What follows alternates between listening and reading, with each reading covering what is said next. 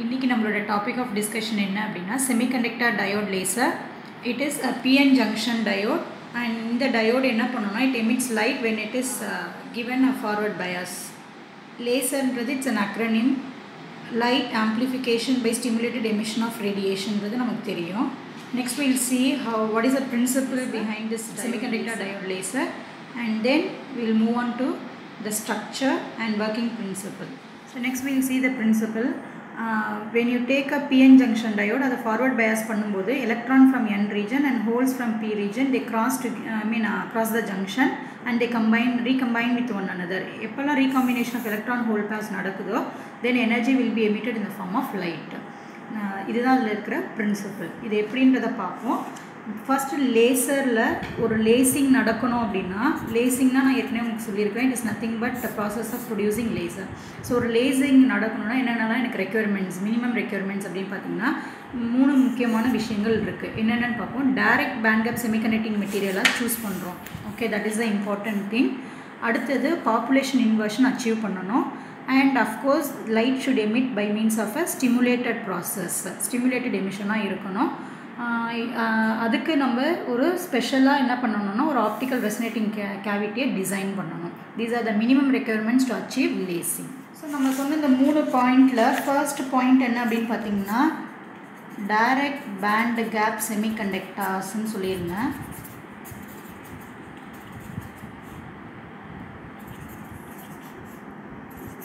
இந்த direct bandgap semiconductors, indirect bandgap semiconductors ஏற்கனவே நம்ம பார்த்தது, இருந்தாலும் ஒரு சின்ன ரீகேப் அதுக்கு மட்டும் சொல்லிடுறேன். Then I will move on to the actual topic.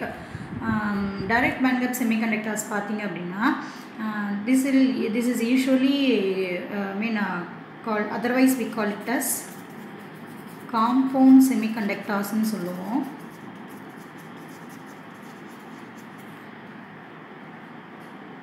Okay, இந்த காம்பவுண்ட் செமிகண்டக்டிங் மெட்டீரியல்ஸ்னால ஆனது.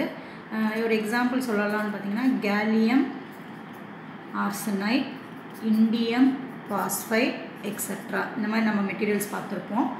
இதில் எப்படி இந்த பேண்ட் ஸ்ட்ரக்சர் இருக்குன்றதை எக்ஸ்பிளைன் பண்ணிடுறேன். Then you will able to understand clearly. இது வந்து உன்னுடைய கண்டக்ஷன் பேண்ட், இது உன்னுடைய வேலன்ஸ் பேண்ட்.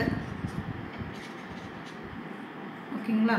இப்போ கண்டக்ஷன் பேண்டில் நமக்கு என்ன இருக்கும் அப்படின்னு பார்த்தீங்கன்னா we have so many number of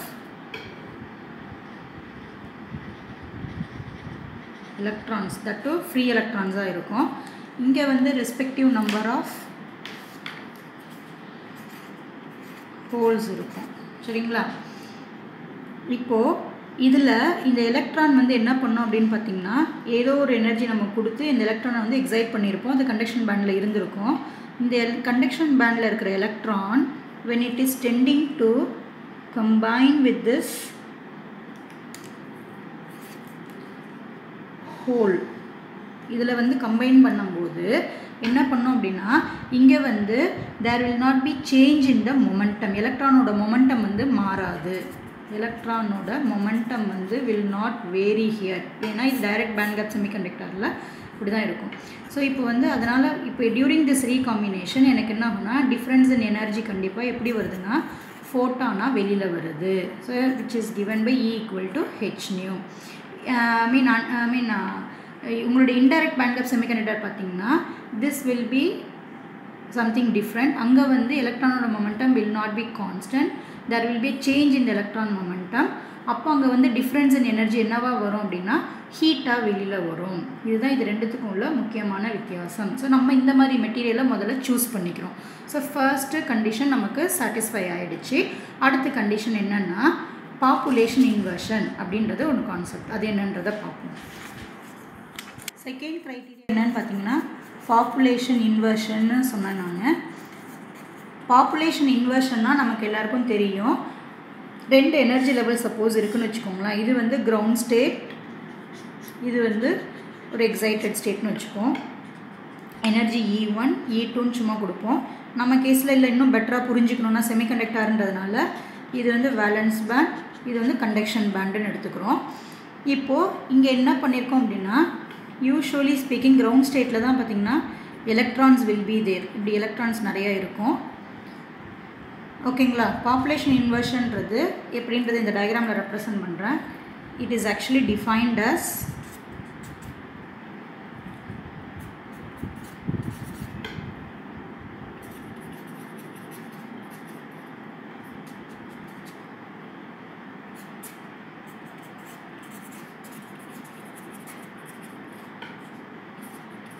number of atoms in excited state is usually greater than number of atoms in the ground state.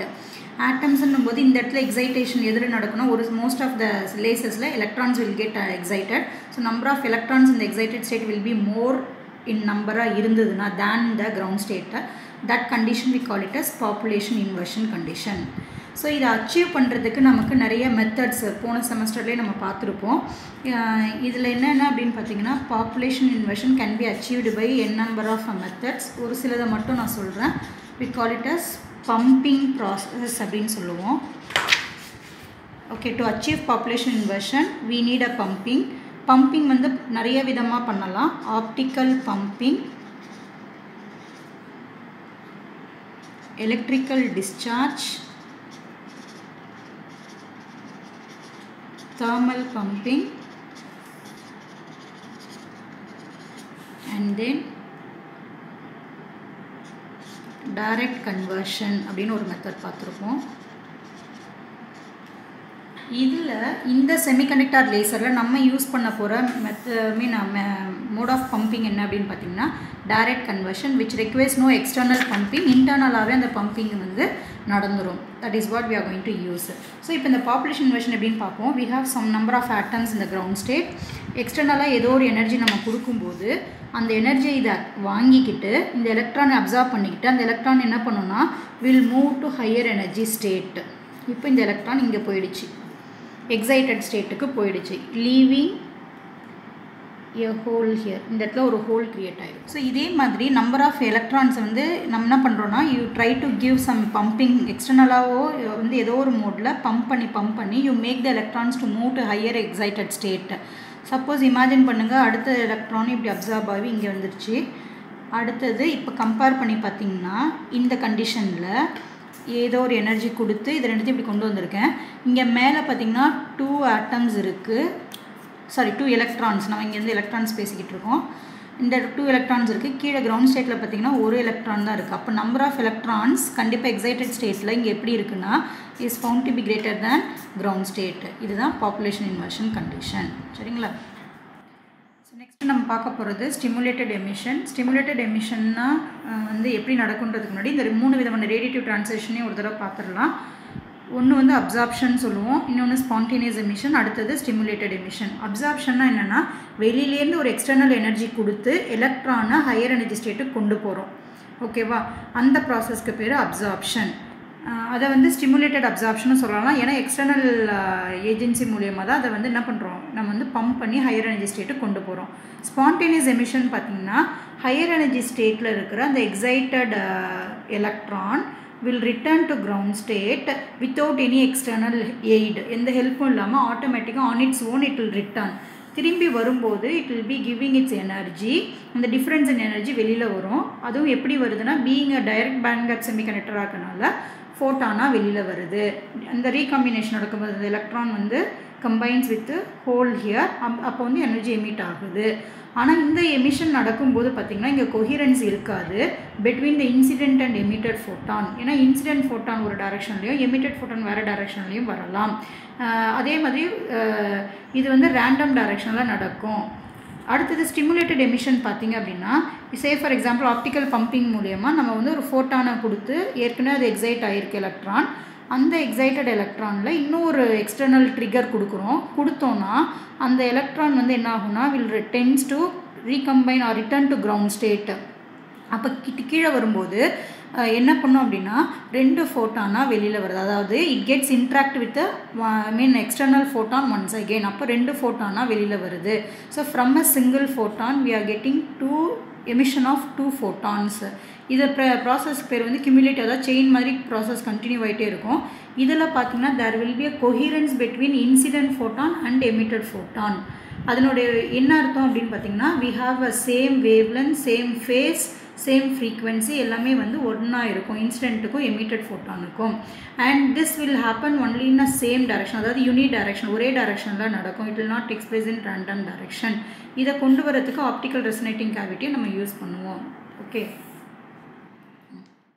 So next will see the construction. இது ஒரு PN junction டயோட்னு ஏற்கனவே சொன்னது. ஒரு P type material எடுத்துக்கிறோம், ஒரு N type மெட்டீரியலை எடுத்து ஒரு சாண்ட்விச் பண்ணிக்கிறோம். PN ஜங்ஷன் ஃபார்ம் பண்ணிக்கிறோம். அடுத்தது ஒரு எக்ஸ்டர்னலாக ஃபார்வர்ட் பயாஸ் ஒன்று கொடுத்துக்கிறோம். பாசிட்டிவ் நெகட்டிவ் பி டைப்பை பாசிட்டிவ்லேயும் என் டைப்பை நெகட்டிவ்லேயும் கனெக்ட் பண்ணியிருக்கிறோம். ஸோ இது ரெண்டுத்துக்கும் இடைப்பட்ட இந்த ரீஜன் வந்து பிஎன் ஜங்ஷன் நமக்கு தெரியும். இதுதான் வந்து சிம்பிள் கன்ஸ்ட்ரக்ஷன். இதில் என்ன பண்ணியிருப்பாங்கன்னா இந்த பிஎன் ஜங்ஷனில் ஒரு எட்ஜை வந்து we have to well polish பண்ணிடணும், அதாவது 100% ரிஃப்ளெக்டிங்காக வச்சிடணும். இன்னொரு சர்ஃபேஸை வந்து என்ன பண்ணிடணும் அப்படின்னா we have to keep it as partially reflecting வச்சிடணும். So that it act as an optical resonating கேவிட்டியாகவே இருக்கும். அது வழியிலே அது மூலியமாக தான் நமக்கு என்ன பண்ண through from the junction only we will be getting the emission of photons. சரிங்களா? மற்ற மெட்டீரியல் சர்ஃபேஸஸ்லேருந்து நமக்கு ஃபோட்டான்ஸ் வந்து எமிட் ஆகாது. So this is what the construction of a PN semiconducting diode laser. Suppose in the P type materialum N type materialum ஒரே மெட்டீரியலாக இருந்தது, if it is made up of same மெட்டீரியல்னு வச்சுக்கோங்களேன், ரெண்டுமே P type N டைமையும் ஒரே மாதிரி மெட்டீரியலை நான் வந்து ப்ரிப்பேர் பண்ணேன்னா அந்த டைப் ஆஃப் செமிகண்டக்டரை வந்து we call it as homo junction semiconductor அப்படின்னு சொல்லலாம், லேசர் டயோட். அடுத்தது சப்போஸ் P டைப்பும் N டைப் மெட்டீரியலும் டிஃப்ரெண்ட் மெட்டீரியலாக இருந்திருந்தால், ஓகேங்களா, அதுலேருந்து ஏற்படுற PN ஜங்ஷனை வந்து we call it as hetero junction semiconductor அப்படின்னு சொல்லுவோம். சரிங்களா? Next we will see the working of a semiconducting diode laser. Let us consider P type N type materials எடுத்துக்கிறோம். ஒரு ஜங்ஷன் ஃபார்ம் பண்ணிட்டோம், PN ஜங்ஷன் ஃபார்ம் பண்ணியிருக்கிறோம். Before பயாஸிங், அதாவது forward bias கொடுக்கறதுக்கு முன்னாடி எப்படி இருக்குன்னு பார்த்தீங்கன்னா இந்த ரெண்டுத்துக்கும் நடுவில் இருக்கிறதுக்கு பேர் depletion layer, and this is called a Fermi energy level. Before bias under thermal equilibrium பார்த்தீங்கன்னா ஃபெர்மி எனர்ஜி லெவல் எப்படி இருக்கும் அப்படின்னா வில் பி லைக் திஸ். அதாவது ஃபார் P டைப் கீழே இருக்கிறது எல்லாமே below Fermi energy level. We know that all the energy levels will be filled by electrons. இந்த இடத்துல எப்படி இருக்கும் அப்படின்னு பார்த்தீங்கன்னா கண்டக்ஷன் பேண்டுக்கு மேலே வருது ஃபார் N டைப்புக்கு. So this is how it will be. இப்போ வந்து நம்ம எக்ஸ்டர்னலாக பயாஸ் கொடுக்கும்போது இங்கே என்ன சேஞ்ச் நடக்குது அப்படின்றத பார்ப்போம். அண்டர் ஃபார்வர்ட் பயாஸ் கண்டிஷன், அதாவது P டைப் மெட்டீரியலை கொண்டு போய் பாசிட்டிவ் டெர்மினல்லையும் N டைப் மெட்டீரியல் கொண்டு போய் நெகட்டிவ் டெர்மினல்லையும் கனெக்ட் பண்ணோன்னா இந்த டிப்ளீஷன் லேயர் வந்து பார்த்திங்கன்னா நேரோ டவுன் ஆகுது, அதாவது width of the depletion layer gets reduced. ஏன் அப்படின்னு பார்ப்போம். இந்த இடத்துல இதுதான் ஃபெர்மி எனர்ஜி லெவல்.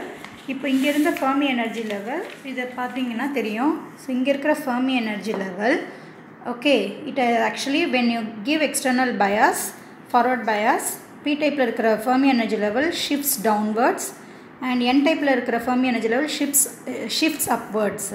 அதனால் எப்படி மாறி இருக்குது அப்படின்னு பார்த்தீங்கன்னா இங்கே இருக்கிற position of Fermi energy level changes to this position. So இதுவும் AF, இந்த இடத்துல இது வந்து EF வேல்யூ நமக்கு தெரியுது. சரிங்களா? ஸோ இதுக்கு பார்த்திங்கன்னா அப்போ இதுக்கு கீழே இருக்கிறது எல்லாமே எப்படி இருக்குன்னா ஃபில்டு பை எலக்ட்ரான்ஸுன்றது நமக்கு தெரியும். ஸோ பயாஸ் கொடுக்கும்போது என்ன ஆக ஆரம்பிக்கும்னா the electrons from N type will be injected into the depletion layer.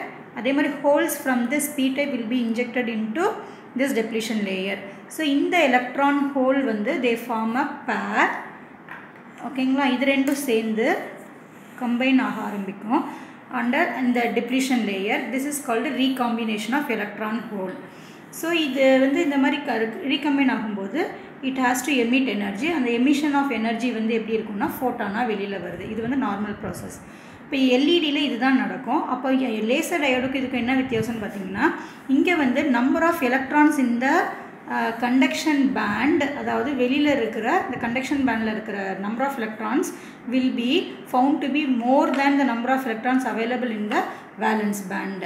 So இந்த கண்டிஷன் என்னன்னு சொல்லுவோம்னா பாப்புலேஷன் இன்வர்ஷன்னு சொல்லுவோம். This is called population inversion condition. எப்போ வந்து இங்கே நம்பர் ஆஃப் எலக்ட்ரான்ஸ் அதிகமாக ஆரம்பிக்குதோ அப்போ வந்து ரீகாம்பினேஷன் நடக்கும்போது, அப்போ எனக்கு வந்து ரீகாம்பினேஷன் நடக்கும்போது வெளியில் வர ஃபோட்டான்ஸ் வந்து we call it as